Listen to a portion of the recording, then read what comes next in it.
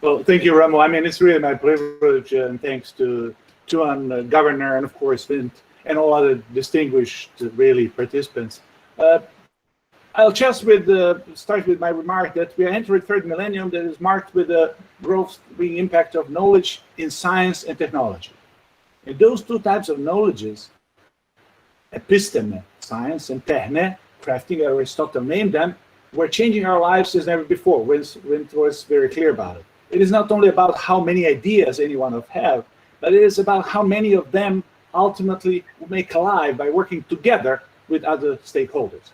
So establishment of a new and upgrade of current AI and internet ecosystem global governance structures, I think are the most visible common denominator of needed actions that are defined in 4 different credible reports that I'm going to refer as statements, which have been part of it or that I used as important, convened in October last year, and adopted policy recommendations, a statement that we call digital transformation and future of democracy. How can AI drive democracy?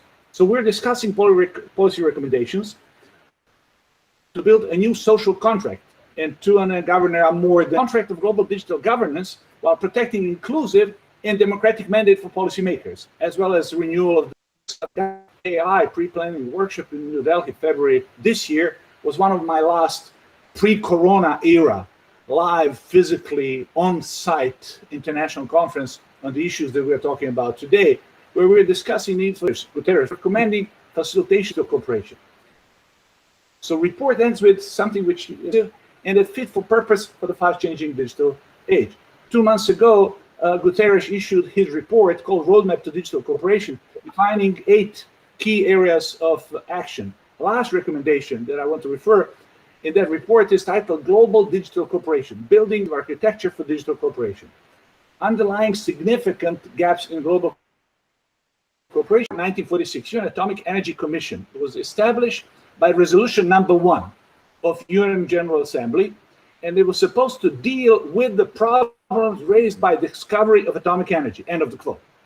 A year later, Bulletin of Atomic Scientists established something which I like very much. I mean, I don't like it, but I like to use it. Doomsday Clock as a symbol that represent the likelihood of a man-made global catastrophe. I see, Vin, that you're laughing, and I'm very glad that I think you know which direction I'm going. So the clock originally set was in 1947 was 7 minutes to midnight. By 1953, it went in wrong direction, ending 2 minutes to midnight. In the meantime, United Nations Atomic Energy Commission was officially disbanded in 1952 with extending threats of Korean War, nuclear race, and Cold War dynamics. So Doomsday Clock has been set backwards and forward 24 times since then. And the largest ever, or call it the best so far, number was being 17 minutes to midnight in 1991. And the smallest 100 seconds, less than 2 minutes, in January this year, when it was adjusted for the last time. But the major global threats in the last decade moved beyond atomic energy, including technology and the things that we are talking about today, and climate change impacts. So this is the reason why I'm making reference to landmark address by President Eisenhower back in '53, called Atoms International Atomic Energy Agency, IAEA. So though instead of UN Commission in '46, agency was established in '57, independent of UN through its own international treaty, the IAEA statute.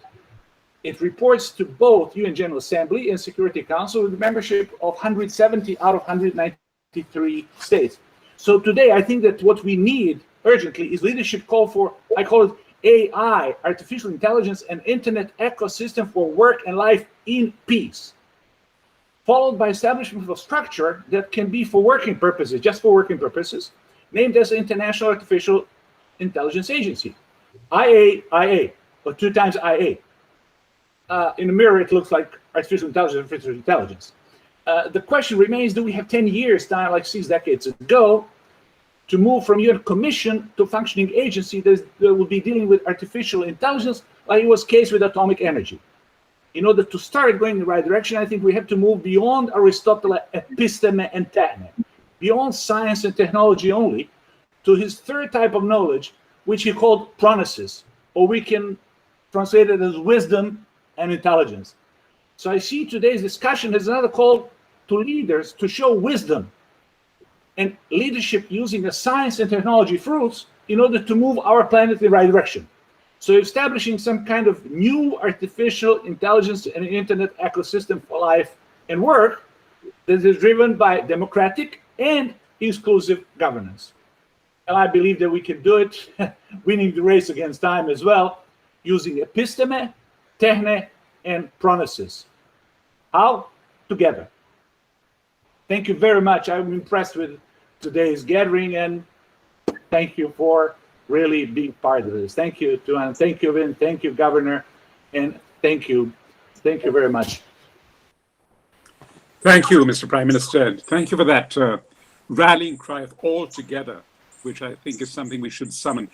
I was very struck and moved by a reference to Resolution 1/1 of the United Nations General Assembly, which came, as you know, in the aftermath of the devastation in Hiroshima and Nagasaki, whose anniversary we commemorated earlier this month.